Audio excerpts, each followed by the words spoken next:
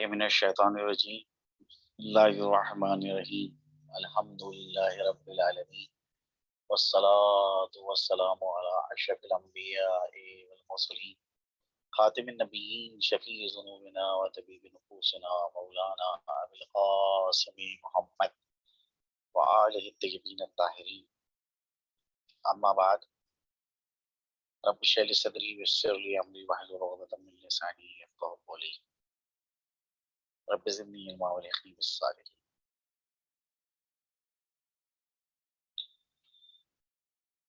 جو سلسلہ ہم لوگوں کا درس کا ہے اس میں پہلے کچھ حدیثیں جو ہیں وہ معصومین سے وارد ہوئی ہیں، علم کے حوالے سے، معرفت کے حوالے سے، ان کو جو ہے وہ آپ کے سامنے نقل کیا جاتا ہے اور پھر سلسلہ کلام کو آگے بڑھایا جاتا ہے۔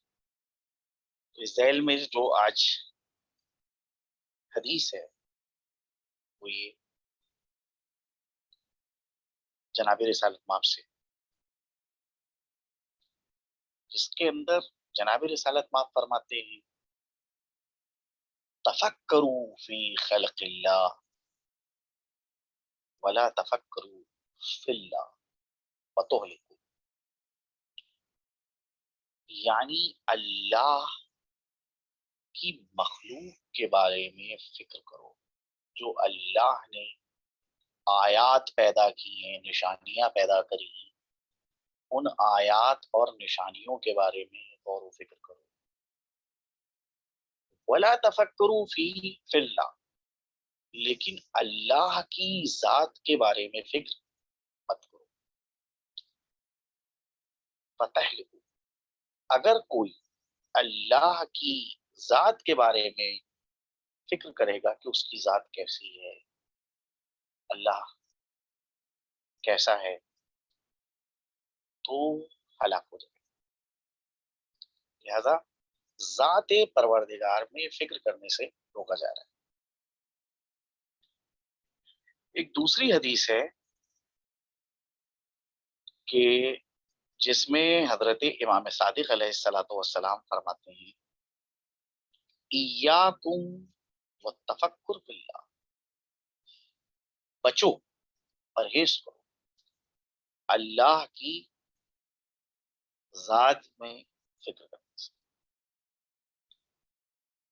فإن التفکر فی اللہ لا یزید الا تیہا، کیونکہ اللہ کی ذات کے بارے میں اگر فکر کی جائے گی تو اس میں معرفت میں انسان کی کسی قسم کا کوئی اضافہ نہیں ہوگا، بلکہ وہ جو ہے انسان اور زیادہ دشواریوں کا سامنا کرے، پریشان ہو جائے۔ ان اللہ لا تدرکہ الابصار ولا یوصف بمقدار، اللہ وہ ہے کہ جس کو یہ ظاہری آنکھیں نہیں دیکھ سکتی اور جس کی ہم کسی بھی اندازے سے صفت نہیں بیان کر سکتے کہ اس کے صفات کیسے، اس کے حوالے سے کہ ولا یوصف بمقدار، کسی بھی انداز سے ہم اس کی صفت نہیں۔ ایک حدیث ہے، اس کے بعد جو ہے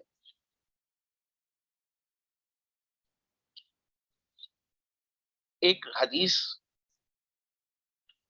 حضرت امام رضا علیہ السلام سے، جس میں حضرت فرماتے ہیں کنہ تفریق بینہ و بین خلقہ، اللہ کی حقیقت کن ہے، حقیقت اللہ کی ذات،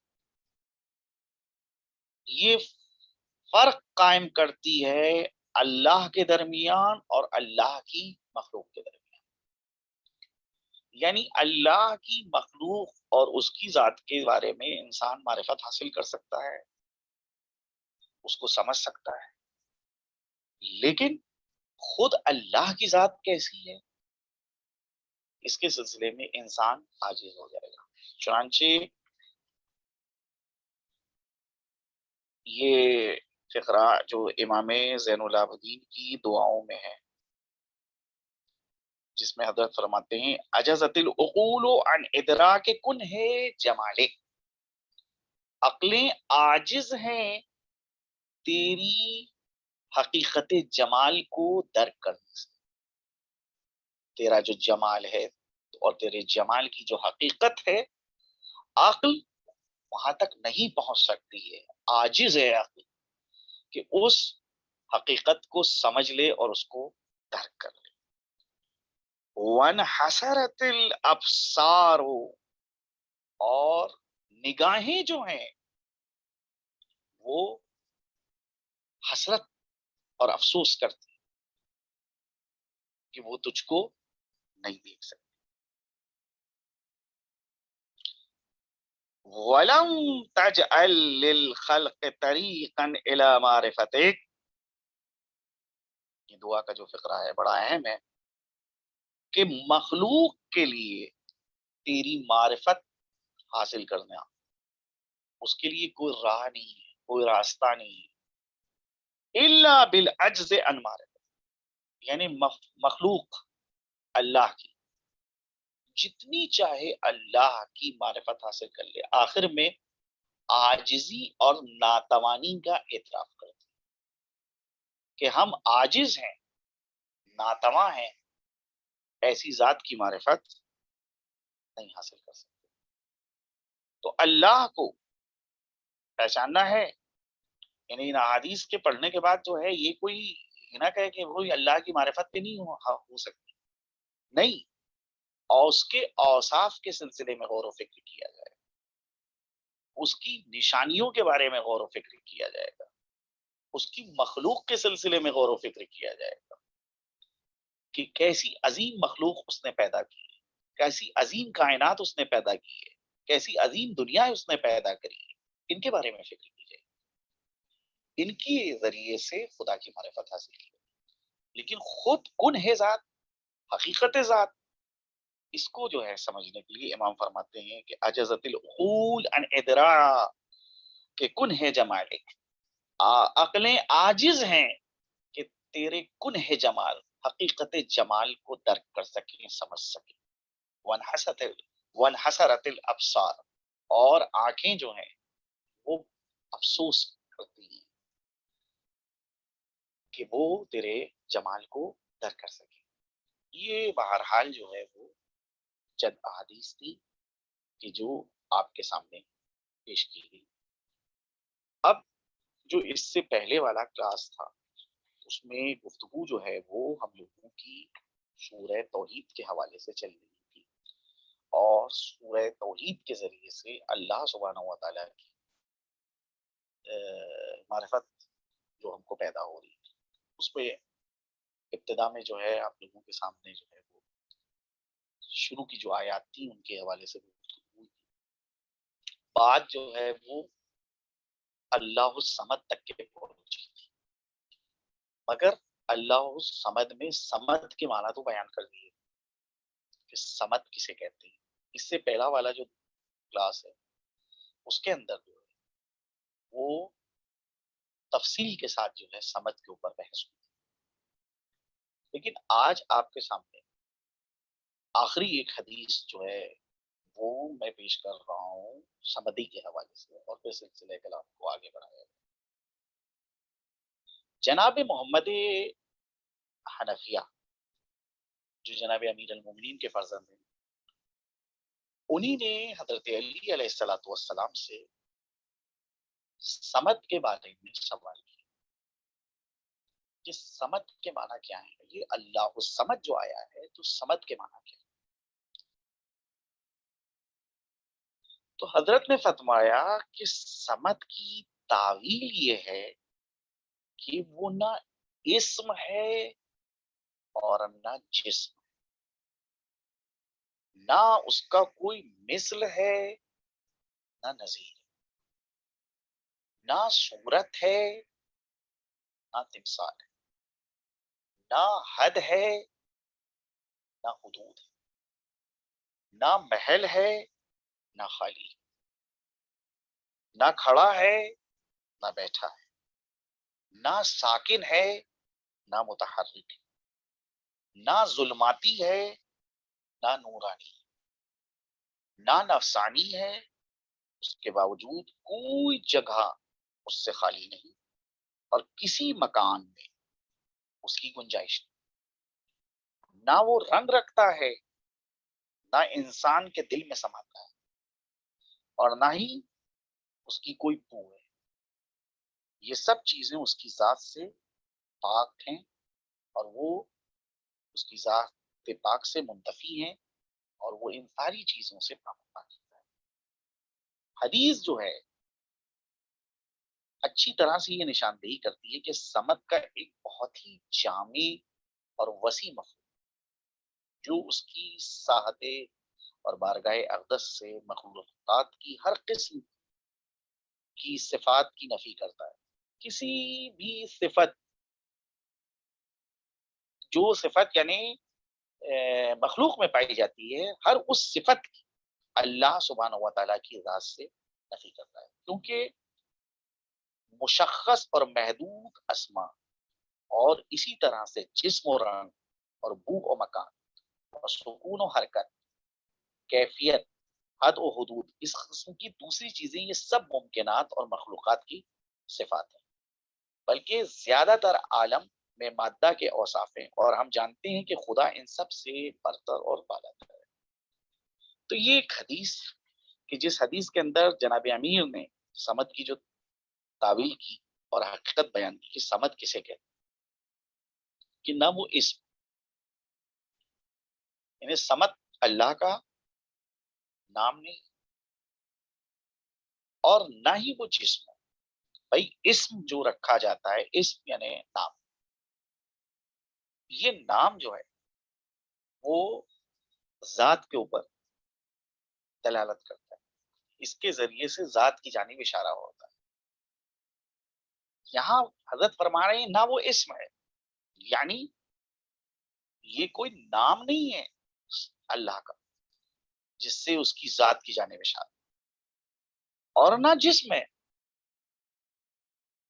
یعنی مادے کی نفی کی جا رہی ہے، مادے کا انکار کیا جا رہا ہے کہ سمد کوئی جسم ہے، نہیں، وہ جسم بھی نہیں، نہ کوئی اس کا مثل ہے، اس جیسا سمد اسے کہتے ہیں کہ اس کا جیسا کوئی نہ ہو، نہ نظیر ہے، نہ کوئی اس کے نظیر ہے، نہ صورت ہے، صورت معمولاً جو ہے وہ مشخص کرتی ہے انسان کی ذات، تو سمد اللہ کی صورت نہیں ہے، نہ تمثال ہے، تمثال کہتے ہیں تصویر، اور نہ ہی سمد جو ہے اللہ کی تصویر، نہ حد ہے، یعنی سمد کے ذریعے ہم اللہ کی کوئی حد کریں، معین کریں کہ یہ اللہ جو ہے اس کی یہ حد ہے، تو ایسا بھی نہیں۔ سمد کے ذریعے سے اگر کوئی یہ معنی کر رہا ہے کہ سمد اللہ کی حد ہے، بالکل غلط کر رہا ہے معنی، سمد حد نہیں، نہ حدود ہے۔ حد اور حدود میں فرق ہوتا ہے۔ ایک زمین ہے آپ کی، آپ اس زمین کے اوپر دیوار کھچوا دیتے ہیں تو کہا جاتا ہے کہ زمین کی آپ نے حد بندی کر دی، جو آپ کی ملکیت ہے اس کو آپ نے مشخص کر دیا، معین کر دیا۔ تو اللہ کی ذات لا متناہی ہے، اس کی کوئی حد نہیں، تو سمد حد نہیں ہے، نہ حدود ہے، حدود اور حد کے درمیان فرق ہے، حد کے ذریعے سے محدود کیا جاتا ہے، اور حدود یا یہ منطق کی زبان میں اور فلسفے کی زبان میں حدود سے مراد ہے کہ کسی چیز کی تعریف کرنا، بیان کرنا۔ تعریف اسی کی جا سکتی ہے کہ جس کی آپ حقیقت سے واقف، جس کے متعلق آپ جانتے ہوں کہ اس کا اشتراک کس سے ہے اور افتراق کس سے۔ مثال کے طور پہ انسان کی جو تعریف منطق میں بیان کی ہے، الانسان ہوا حیوان ناطق، انسان ایک ایسا جاندار ہے کہ جو سوچ سمجھ کے بولتا ہے. تو پہلا تعریف کا جو حصہ ہے حیوان یعنی جاندار ہونا، اور دوسرا ہے حصہ تعریف کا ناطق ہونا. تو انسان جاندار ہے تو جتنے جاندار ہیں ان کے ساتھ اشتراک رکھتا ہے. یہ منطق کی زبان میں اس کو کہا جائے گا اس اشتراک کو جنس.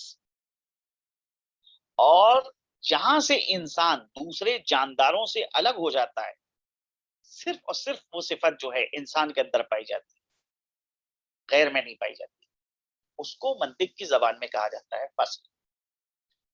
تو اب آپ غور کیجئے کہ تعریف ہمیشہ یا جنس اور فصل کے ذریعے سے ہوتی ہے. یعنی ایک نقطۂ اشتراک کو دیکھتے ہیں کہ اس نقطۂ اشتراک میں کون کون سی مخلوق اس کے ساتھ شریک ہے جس کی ہم تعریف کر رہے ہیں. اور دوسرا نقطۂ افتراق دیکھا جاتا ہے، نقطۂ امتیاز دیکھا جاتا ہے کہ کون سا ایسا نقطہ ہے، کون سا ایسا پوائنٹ ہے کہ جہاں سے یہ جو ہے دوسروں سے الگ ہو جاتا ہے. تو اللہ سبحانہ و تعالی کی کوئی اگر تعریف کرنا چاہے تو نہ تو اللہ جو ہے اس کا کوئی نقطۂ اشتراک جو ہے وہ تلاش کر سکے گا کہ وہ کس کے ساتھ ہے. کوئی ذات کے حوالے سے ایسی معرفت نہیں رکھتا ہے. اللہ کسی کے ساتھ شریک نہیں ہے، وہ وحدہ لا شریک ہے، سب سے الگ ہے، سب سے علیحدہ ہے، کوئی اس کا مثل نہیں ہے، کوئی اس کا نظیر نہیں ہے. تو نقطۂ اشتراک کو آپ خدا کے حوالے سے نہیں بیان کر سکتے. نقطۂ افتراق امتیاز کے حوالے سے کہ بھئی یہ صفت اس کے اندر بس پائی جاتی ہے جو دوسروں میں نہیں پائی جاتی. اس حوالے سے بھی جو ہے وہ فصل کو آپ خدا کے حوالے سے نہیں بیان کر سکتے. حضرت امیر فرما رہے ہیں کہ نہ حد ہے نہ حدود، یعنی حدود سے مراد تو اس کی تعریف نہیں کی جا سکتی. نہ محل ہے، ایک چیز ہوتی ہے ایک جگہ کے اوپر ہوتی ہے، ایک محل میں ہوتی ہے، ایک مکان میں پہ ہوتی ہے. تو اللہ وہ ہے، سمد وہ ہے. سمد اسے کہتے ہیں کہ جو نہ محل ہے نہ مکان، کسی جگہ کے اوپر. نہ حال ہے، بھائی حال سے مراد کیا ہوتا ہے؟ حال یعنی کیفیت کا تعین ہونا کہ فی الحال ابھی اس وقت یہاں کے اوپر وہ موجود ہے یا یہاں کے اوپر وہ موجود نہیں ہے. فی الحال جو ہے اس کے اوپر یہ کیفیت ہے. حالت کا تعین ہونا، خوشی کا، غم کا، رنج و اندوہ کا، اللہ جو ہے اس سے پاک و پاکیزہ ہے، مبرہ ہے. تو نہ حال ہے، نہ یہ ہے، نہ یہاں ہے. یہ بھی نہیں کہہ سکتے اللہ کے سلسلے کہ وہ یہ ہے، یعنی اشارہ نہیں کر سکتے اللہ سمد کی جانب. سمد جو ہے کہ جو مانا حضرت بتا رہے ہیں کہ سمد یہ نہیں ہے، یعنی اشارہ اس کی جانب نہیں کیا جائے گا. کوئی اشارہ جو ہوتا ہے وہ محدود کر دیتا ہے. تو سمد نہ یہ ہے نہ یہاں ہے، کسی قسم کا کوئی اشارہ نہیں کیا جا سکتا. نہ وہاں ہے، نہ پر ہے نہ خالی ہے. چیزیں جو ہیں یا تو پر ہوتی ہیں، بھری ہوئی ہوتی ہیں، یا خالی ہوتی ہیں. یہ مخلوق کی صفت. اللہ کی صفت یعنی یہاں کے اوپر کہ اللہ سمد، تو سمد نہ پر ہے نہ خالی. مخلوق جو ہے یا تو کھڑی ہوگی یا بیٹھی ہوگی، یہ مختلف حالتیں ہیں. تو اللہ نہ کھڑا ہے، نہ سمد جو ہے وہ کھڑا ہے نہ بیٹھا، نہ ساکن ہے نہ متحرک، نہ ظلماتی ہے نہ نورانی، نہ نفسانی ہے. اس کے باوجود کوئی جگہ اس سے خالی. یہ سارے اوصاف بیان کرنے کے بعد کہا کہ اللہ سبحانہ و تعالیٰ کی یہ صفت جو ہے سمد، کہ اللہ سمد. سمد کے معنی کیا ہے؟ کہ ہر جگہ وہ موجود ہے، کوئی جگہ اس سے خالی نہیں. کسی مکان میں یہ گنجائش نہیں کہ اس میں وہ سما سکے. نہ وہ رنگ رکھتا ہے نہ انسان کے دل میں سماتا، نہ اس کی کوئی بو ہے. تو یہ سارے اوصاف ان کا جو ہے اللہ سبحانہ و تعالیٰ کی ذات سے انکار کیا.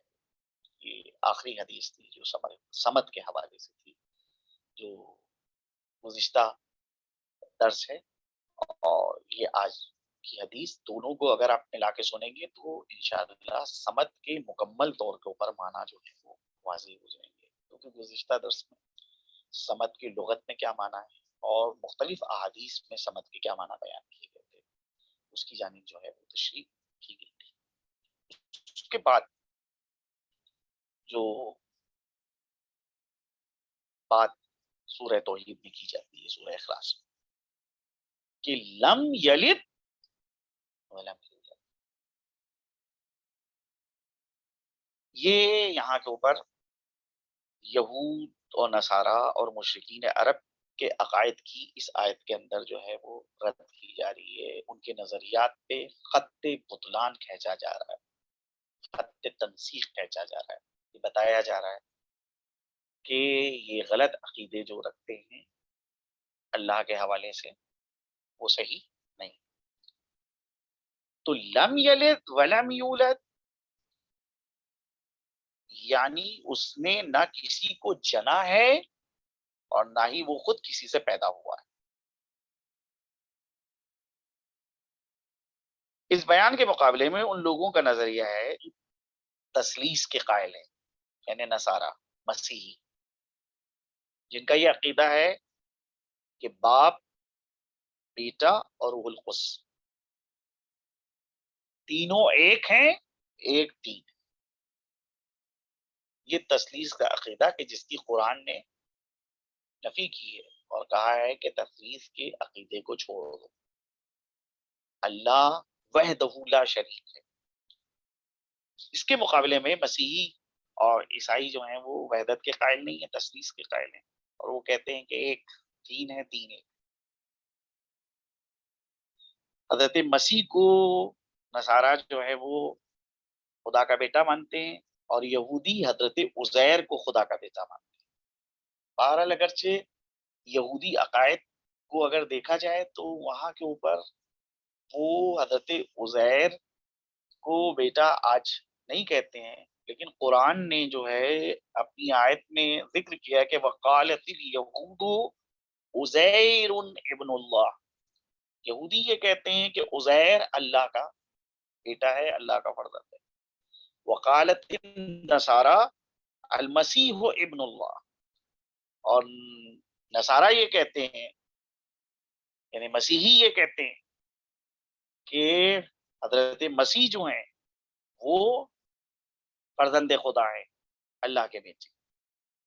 قرآن کہتا ہے ذالک قولہم بافواہہم، یہ ایک ایسی بات ہے جو وہ اپنی زبان سے کہتے ہیں، اور ان کی یہ بات گزشتہ کافروں کے قول کے معنی ہے. تو یہاں پر اللہ نے جو ہے وہ انکار کیا ہے. تو یہودی حضرت عزیر کے حوالے سے غیر معمولی ان کا احترام کرتے تھے، کیونکہ حضرت عزیر وہ ہیں کہ جن کا قرآن میں بالکل شروع میں تذکرہ ہے کہ جب وہ ایک دیہات سے گزر رہے تھے اور ایک خرابے کو انہوں نے دیکھا کہ جہاں جو ہے وہ بالکل ویران تھا، تو حیرت کا اظہار کیا تھا اور کہا تھا کیف یحیی اللہ، کیسے اللہ جو ہے وہ اس مخلوق کو زندہ کرے گا کہ جو مردہ ہوا ہے. تو اللہ نے ان کو وہیں کے اوپر ان کے اوپر موت طاری کر دی، اور 100 سال کے بعد جو ہے پھر ان کو زندہ کیا. اب جب 100 سال کے بعد زندہ ہوئے تو اللہ نے پوچھا ان سے کم لبستا، کتنا تم جو ہو سوئے ہو؟ انہوں نے کہا لبس تو یومن و بازا یوم، ایک دن میں سویا ہوں یہ ایک سے کم، تھوڑے دن، آدھے دن میں سویا. تو خدا نے فرمایا کہ بل لبست مئاتا، بلکہ ایک دن نہیں بلکہ 100 سال تک کے تم سوتے رہے. ہم تم کو اپنی اللہ نشانی بنانا چاہتے. ان کے سامنے جو ان کی سواری تھی گدھا تھا، اس کو انہی نے اللہ نے زندہ کیا اور پھر یہ کہا کہ جو کھانا اور پانی پینے کی چیزیں لے کے چلے تھے، تو کہتے ہیں کھانے میں انگور اور دودھ کو لے کے چلے. کہا اس کو دیکھو لم یتسنہ، بالکل خراب نہیں ہوا. تو یہ وہ چیزیں تھیں کہ جو اللہ نے بعنوان نشانی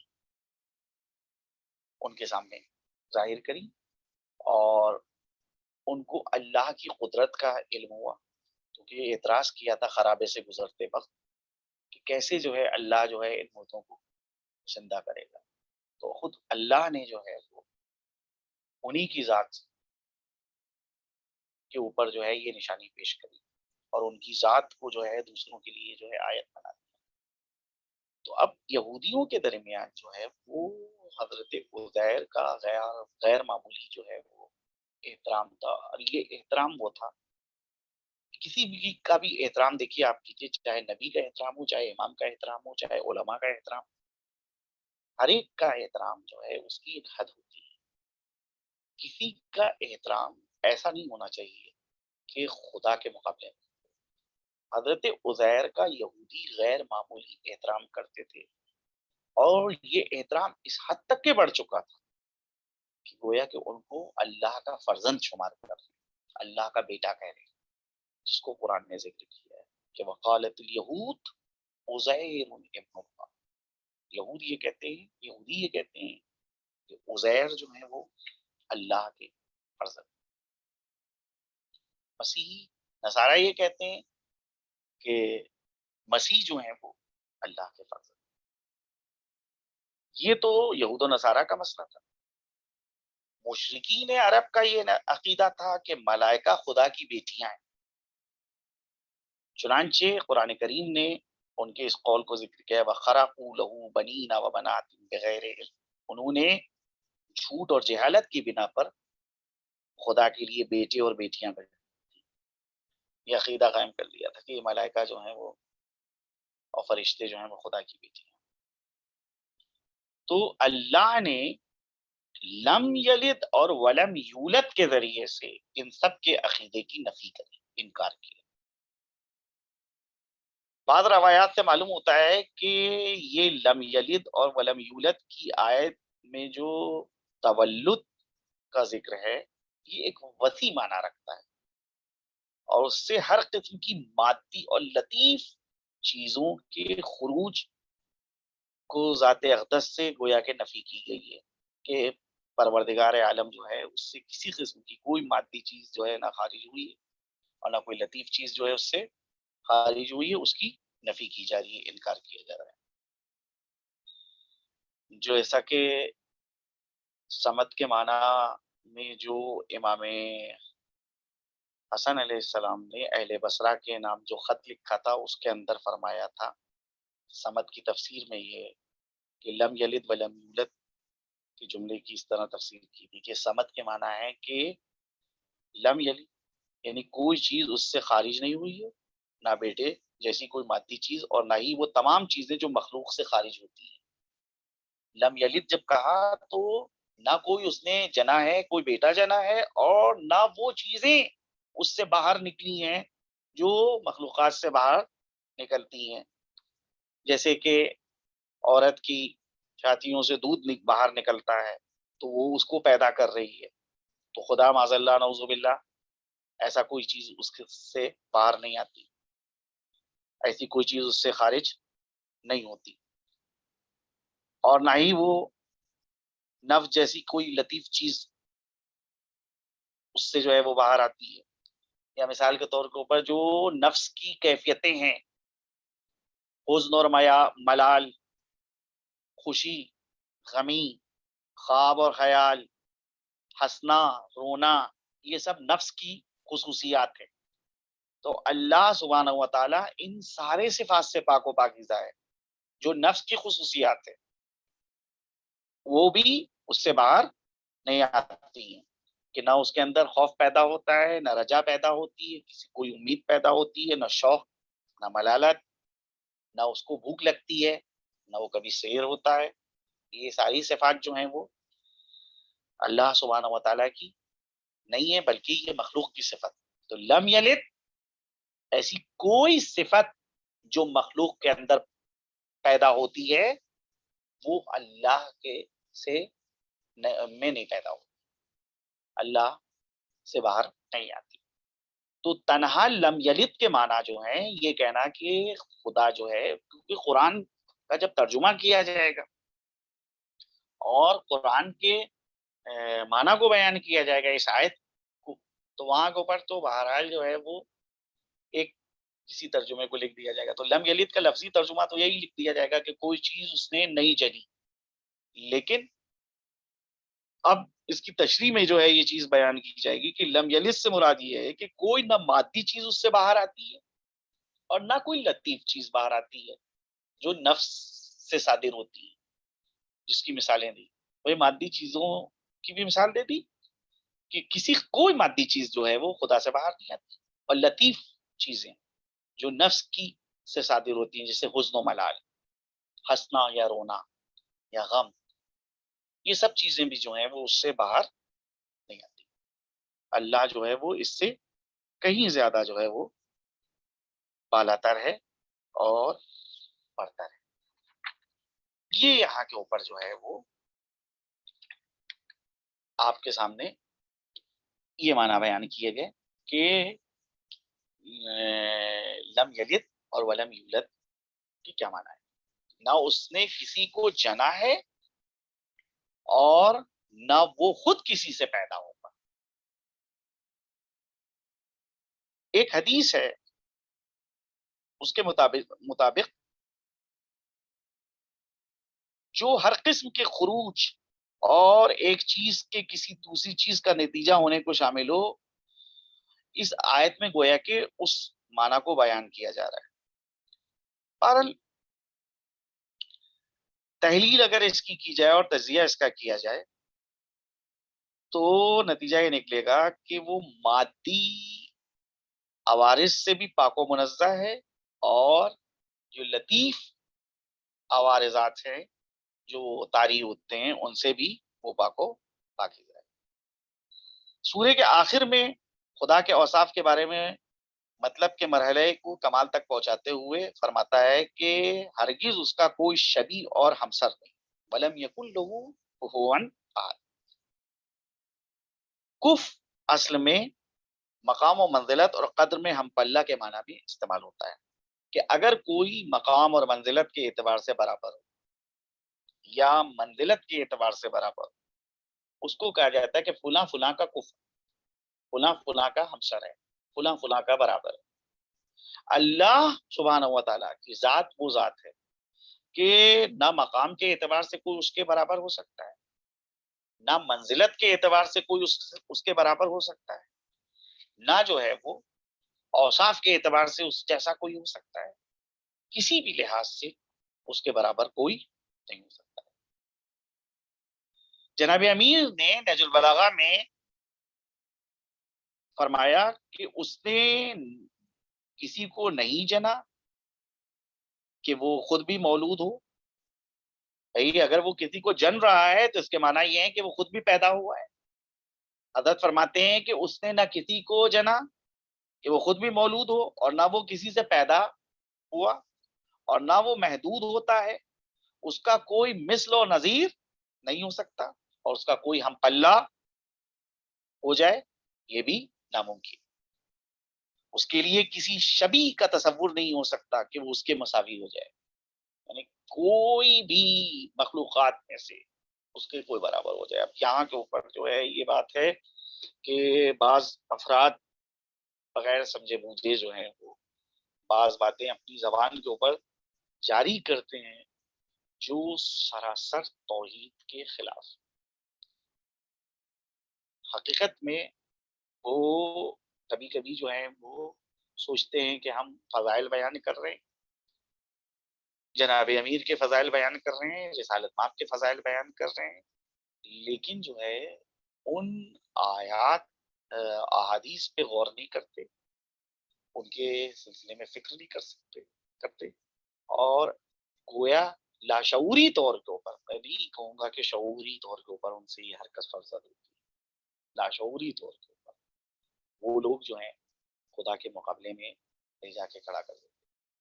ایک صاحب نے اپنے خطاب میں بیان کیا کہ حضرت علی علیہ الصلوۃ والسلام نے فرمایا ہے کہ انا اصغر من اللہ سنتین،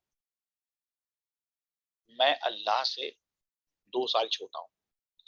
اب اس حدیث کی وہ توجیہ بیان کرنے لگی کہ 2 سال میں خدا سے کیسے چھوٹا ہوں، اس اعتبار سے خدا سے 2 سال چھوٹا ہوں کہ حضرت علی 2 سال کیسے خدا سے چھوٹے؟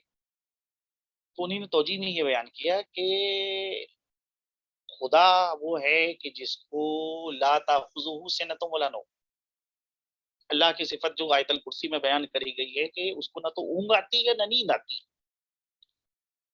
لیکن شب ہجرت حضرت علی سو گئے تھے، لہذا یہ جو شب ہجرت سو گئے اس بنا کے اوپر خدا سے 1 سال چھوٹے ہوئے۔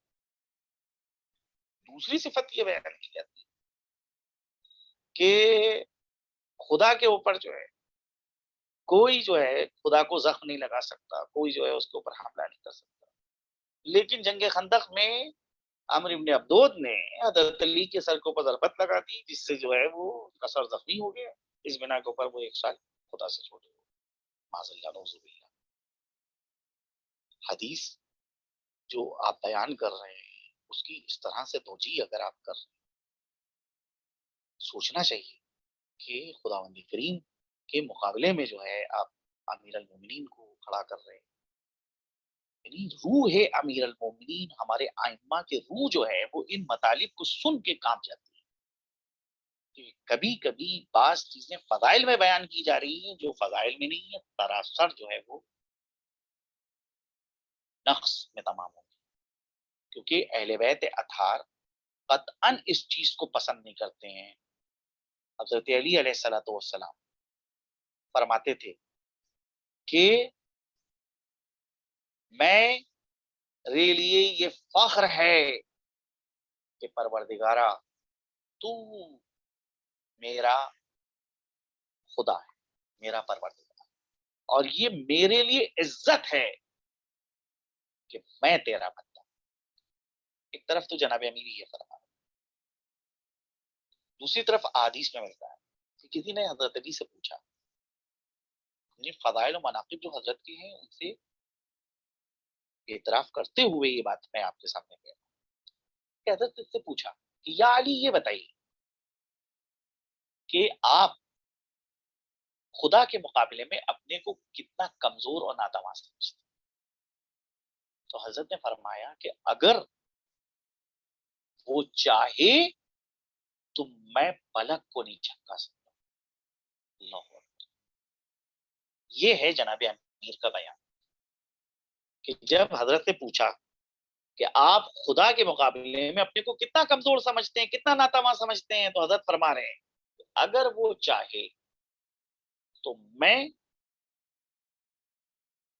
پلک بھی نہیں جھپکا سکتا۔ تو اس کا معنی کیا ہے کہ جو قوت اور جو طاقت اللہ کے پاس ہے، جو کمالات اللہ کے پاس ہے، وہ سب کے سب استقلالی ہیں، ذاتی ہیں، اور اہل بیت اطہار رسالت ماں ان کے پاس جو کمالات ہیں وہ اللہ نے ان کو عطا کی۔ تو یہ ذوات مقدسہ وہ ہیں کہ جو دنیا میں بھیجی گئی تھی اللہ سبحانہ و تعالیٰ کو پہچانوانے کے لیے، اس کو کی معرفت کے لیے، کہ ان کے ذریعے سے اللہ کی معرفت حاصل کرو، صفات کے اعتبار سے کام ہے، اوصاف کے اعتبار سے اس منزل کے اوپر کہ مخلوقات میں سے کوئی بھی انسان جو ہے وہ ان کی برابری نہیں کر سکتا۔ تو ایسی عظیم مخلوق کو اللہ نے ہمارے لیے بھیجا، نمونہ بنا کے، آئیڈیل بنا کے، کہ یہ عظیم مخلوق جو تمہارے پاس آ رہی ہے یہ نمونہ ہے، آئیڈیل ہے۔ قطعاً ان لوگوں نے جو ہے اس قسم کا کبھی کوئی دعویٰ نہیں کیا۔ فضائل اور مناقب کو انسان اگر پڑھ رہا ہے تو اس وقت جو ہے جذبات اور احساسات میں آ کر کبھی کوئی جو ہے ایسا جملہ اپنی زبان کے اوپر نہ جاری کرے کہ جو انتہائی غیر معتبر ہو اور خداوند کریم کی بارگاہ میں جس سے جو ہے وہ گستاخی ہو رہی ہے۔ لہذا توحید کا مسئلہ جو ہے وہ بہت زیادہ اہمیت ہے، بہت زیادہ اہمیت کا حامل ہے۔ اب آپ دیکھیے کہ یہ درد دل ہے جو آپ کے سامنے اس وقت بیان کر رہا ہوں۔ بعض افراد شب ہجرت کے واقعے کو نقل کرتے ہیں، اور جب واقعے کو نقل کرتے ہیں تو اس وقت یہ کہتے ہیں کہ اللہ نے اپنی مرضی جو ہے وہ علی کے ہاتھ بھیج دی، تو اللہ کی تو اب کوئی مرضی رہی، اب جو مرضی ہے وہ علی کی مرضی سے رہی۔ جیسے آپ دنیا میں ایک چیز کو جا کے خریدتے ہیں، تو جس چیز کو آپ خریدیں گے تو اس نے آپ کے اختیار میں دے دی، آپ کی ملکیت میں دے دی۔ اب جو ہے وہ کوئی دوسرا انسان جو ہے وہ یا مالک خود جو ہے وہ اس کے اوپر حق نہیں رکھتا جس نے بیچا ہے اس کو۔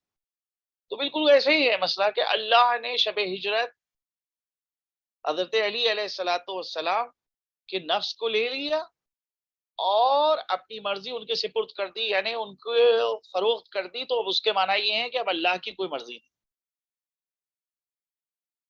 سوچنے والی چیز کہ آپ فضیلت میں اس چیز کو آپ ثابت کر رہے ہیں، جبکہ یہی قرآن میں جناب امیر کے اور اہل بیت اطہار کے فضائل میں بیان کیا گیا ہے سورہ دہر میں کہ وما تشاؤون الا ان یشاء اللہ، آپ حضرات کچھ نہیں چاہتے ہیں، آپ وہی چاہتے ہیں جو خدا چاہتا ہے۔ اس کے معنی کیا ہے؟ وما تشاؤون الا ان یشاء اللہ، آپ وہی چاہتے ہیں جو خدا چاہتا ہے۔ یعنی ایسا نہیں ہے کہ علی کی مرضی کچھ اور ہو اور خدا کی مرضی کچھ اور ہو، دو مرضیاں الگ الگ ہوں تو اس وقت دوئیت وجود میں آتی ہے۔ یہاں قرآن یہ کہہ رہا ہے کہ جو اللہ کی مرضی ہے بے عین ہی وہی اہل بیت اطہار کی مرضی ہے، اہل بیت کی کوئی مرضی نہیں ہے۔ یعنی مرضی اور رضا کے اعتبار سے وحدت پائی جاتی ہے، دوئیت نہیں پائی جاتی۔ آپ جو یہ بات کہہ رہے ہیں اس سے دوئیت ثابت ہو رہی ہے کہ اللہ کی مرضی الگ ہے اور علی علیہ السلام کی مرضی الگ ہے، کہ اللہ نے تو اپنی مرضی بھیج دیا، اب اس کی کوئی گویا کہ مرضی نہیں۔ ایسی باتیں جو ہے وہ زبان کے اوپر جاری کرنا مناسب نہیں ہے۔ انسان کو جو ہے وہ اس قسم کی باتوں کو جاری کرنے سے پرہیز کرنا چاہیے۔ روح امیر المومنین جو ہے وہ ایسے مطالب کو اگر سنے تو بارگاہ خداوندی میں شرمندگی کا احساس کرے گی۔ قطعاً امیر المومنین جو ہیں وہ ایسے مطالب کے لیے راضی نہیں۔